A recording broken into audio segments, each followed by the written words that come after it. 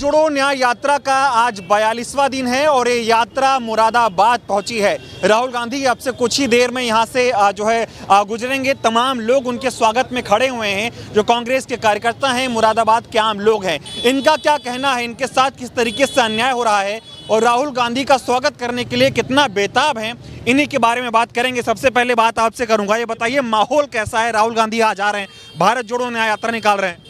मैं माहौल की अगर आप बात कर रहे हैं तो 42वां दिन आज यात्रा का है, लेकिन राहुल जी जहां भी गए हैं उनका ऐतिहासिक स्वागत हुआ है, लेकिन मुरादाबाद जैसा स्वागत शायद कहीं नहीं हुआ होगा। मुरादाबाद की आवाम अपने महबूब नेता मोहतरम राहुल गांधी और प्रियंका गांधी जी का बिल्कुल पल के बिछा के इंतजार कर रहे हैं। राहुल जी कह रहे हैं कि महिलाओं के साथ अन्याय हो रहा है, किसानों के साथ अन्याय हो रहा है, युवाओं के साथ अन्याय हो रहा है। योगी जी यहाँ के मुख्यमंत्री हैं, कुछ कर नहीं पा रहे। देखिए ऐसा है, जाति धर्म के नाम पर जो योगी जी और मोदी जी कर रहे हैं वो बहुत ज्यादा दिनों तक चलेगा नहीं। जो रोजगार की बात की थी, जो महिला सुरक्षा की बात की थी, जो किसानों की बात की थी, जो एमएसपी की बात की थी, मोदी जी ने जिसे डबल इंजन की सरकार बताते हैं कोई भी वायदा पूरा नहीं किया है। और 2024 में मोदी जी हमारा ध्यान धर्म की तरफ मोड़ना चाहते हैं, मजहब की तरफ मोड़ना चाहते हैं, लेकिन धर्म और मजहब की सियासत से लोगों का पेट नहीं भरेगा। लोगों का पेट भरेगा 2 करोड़ नौकरी जो हर साल देने का वायदा किया था। आज जो युवा है वो सड़कों पर है। आज किसानों के साथ जो दिल्ली में हो रहा है वो दुनिया देख रही है। जो किसान खेतों में फसल पैदा करके हमारा पेट भरने का काम करता है, आज उसके ऊपर गोली दागी जा रही है। राहुल गांधी देश के अंदर एक उम्मीद की किरण बनकर निकले हैं और आने वाला टाइम 2024 राहुल गांधी का है, कांग्रेस का है, इस देश के गरीबों का है, किसानों का है, महिलाओं का है। ये बताइए, आप तो युवा हैं, युवाओं के क्या मुद्दे हैं? युवाओं के सबसे बड़ा मुद्दा तो बेरोजगारी का है। रोजगार नहीं है आज भारत देश में। जो मोदी जी ने झूठे वादे करे 2 करोड़ नौकरियां देने का, वो नौकरियां कहाँ है? एमएसपी का कानून, किसानों के मुद्दे, आम जनता के मुद्दे, महिला सुरक्षा का मुद्दा, बहुत अनेकों ऐसे मुद्दे हैं जिसमें ये मौजूदा सरकार विफल होती हुई दिखाई दे रही है। योगी राज कैसा चल रहा है? योगी राज कानून का कहाँ राज है? अंधेर नगरी चल रही है। किसी को भी उठा के गोली मार देते हैं, किसी को भी उठा के अंदर बंद कर देते हैं।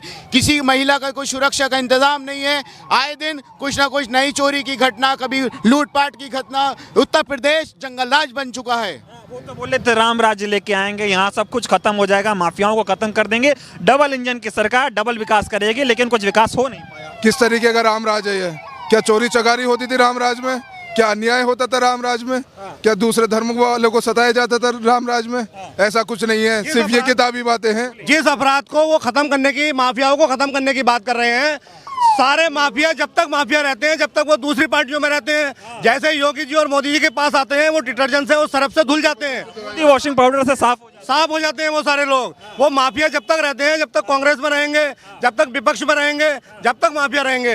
जैसे ही बीजेपी ज्वाइन कर लेंगे, ईडी का छापा लगना बंद हो जाएगा, वो माफिया करती उनकी खत्म हो जाएगी। माफिया जब तक रहेंगे, जब तक दूसरी पार्टी में। तो कहते हैं योगी कह रहे गर्मी शांत करने आया हूँ मैं, लेकिन जनता आपकी बार शांत करेगी क्या सरकार की? ये सारा भाषण से नहीं चलेगा।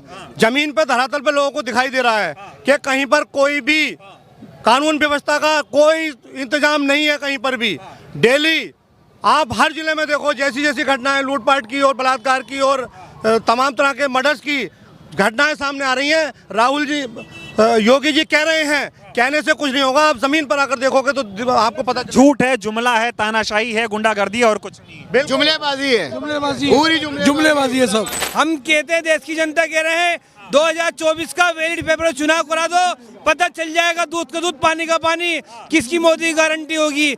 आज देश भूखा मर रहा है, पीड़ित परेशान है, बेरोजगार है, पेट्रोल और डीजल आसमान छू रहे हैं। दही पे टैक्स, दूध पे टैक्स, कपड़ों पे टैक्स, हम टैक्स देते देते परेशान हो रहे हैं और अडानी और अंबानी मालदार होते जा रहे हैं। मेरे भाई, मेरे दोस्त, आज जो देश की आवाज सुन रहा है उसका नाम राहुल गांधी है। सदन से लेके तुम्हारे साथ जो चलने का काम कर रहे हैं, कदम से कदम। महिला हैं आप, कैसा माहौल है उत्तर प्रदेश में?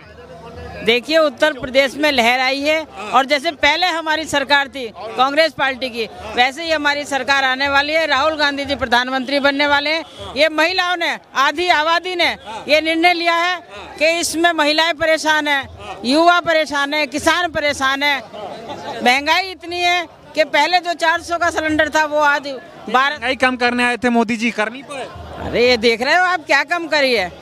पेट्रोल के दाम आप देख रहे हैं कि कितने कम हुए। महिलाओं ने क्या मन बनाया आपकी? महिलाओं ने मन बनाया है कि राहुल गांधी को लाना है, क्योंकि सोनिया गांधी के परिवार ने ही देश को आज़ाद कराया था और देश में जो जितने काम जो आज तक हुए हैं वो सब कांग्रेस पार्टी ने किए हैं और इन लोगों ने हमारी खेती को आके उजाड़ दिया है।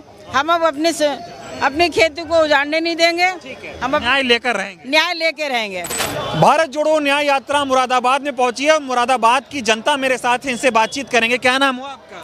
मेरा नाम मंगल सेन है और मैं कांग्रेस का वरिष्ठ कार्यकर्ता हूँ। तो ये बताइए, अभी यात्रा चल रही है, कैसा लग रहा है? यात्रा पे क्या कहेंगे? मैं ये कह रहा हूँ कि इस यात्रा का संदेश है कि देश के अंदर स्वच्छ राजनीति हो, स्वच्छ यहाँ का वातावरण हो, बेझिझक होकर हर आदमी अपनी बात कह सके, जनता के हित की बात हो सके, किसी भी गुंडागर्दी की बात ना हो और जनता अपने स्वतंत्र होकर अपने अधिकार का प्रयोग करे। गुंडागर्दी हो रही है यहाँ पे? मोदी जी तो कह रहे हैं कि विकास हो गया, सब कुछ अच्छा कर रहे हैं। नहीं, देखिए आप गरीबों के मोहल्लों में चले जाइए, आपको झोंपड़ी टूटी मिलेगी तो झोंपड़ी टूटी मिलेगी। अभी कोई विकास नहीं हुआ है।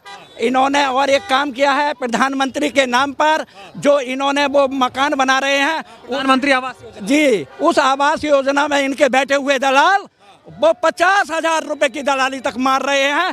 आप मालूम करें इनके ऑफिसों में जाकर के, जहां से ये योजना लागू कर रहे हैं वहां पर दलाल बैठे हैं, मोटे मोटे पेट वाले, मोटे मोटे कोट वाले और बढ़िया बढ़िया वाले, जो चेहरे पर क्रीम कम से कम 1-1 हज़ार रुपए की एक जरा सी पाउच को लगाते हैं। देखिए इनके तय खाने जी नहीं लगाते ना। मोदी जी देखो कितनी मेहनत करते हैं। देखिए मोदी जी मेहनत कर रहे हैं, लेकिन उनकी मेहनत बेकार है, क्योंकि उनकी बीवी भी उनके साथ नहीं है, उनको घर का कोई भी व्यक्ति नहीं जानता उनका। ऐसे हमारे प्रदेश के मुख्यमंत्री जी माननीय योगी जी हैं। योगी जी के पिता का देहांत हुआ, योगी जी अपने पिता के देहांत में शामिल तक नहीं हुए, कहते हैं हम तो राज्य चला रहे हैं। क्या राज्य चला रहे हैं? जो अपने परिवार के, अपने पिता को दर्शनों के लिए नहीं जा सकते आखिरी समय पर, तो क्या वो देश चला सकते हैं?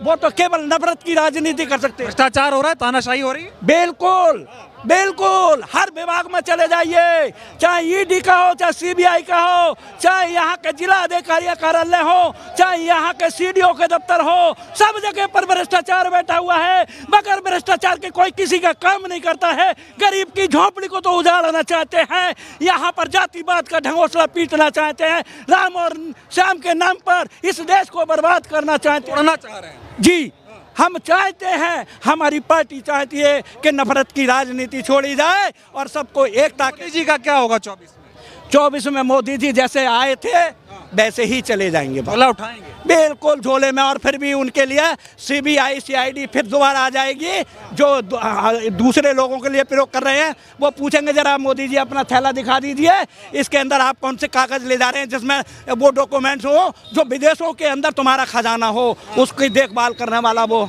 तो नोटबंदी कर दी, भ्रष्टाचार खत्म हो गया, ईडी सीबीआई उन लोगों पे लगाते तो भ्रष्टाचारी हैं। ये बात पे क्या कहेंगे? अमित शाह के बेटे को 60 ठेके दे दिए गए हैं और 7 जमीन को खोद रहे हैं और सारा सिस्टम उल्टा सीधा बनाए हुए।